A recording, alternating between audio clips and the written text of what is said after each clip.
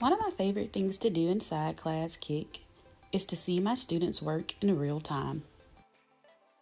One of the key features in Classkick is the ability to create virtual manipulatives. In this lesson, I demonstrated how to use base 10 blocks to identify and make whole numbers. You can also use this tool to create puzzles for your students to solve during brain breaks.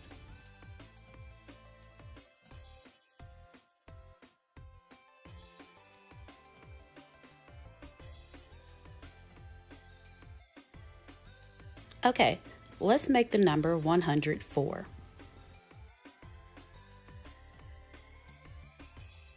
Students can use the base 10 blocks to make the number 104 by using the select mode to drag and drop each base 10 block. Another key feature in Classkick is the ability to view one slide at a time.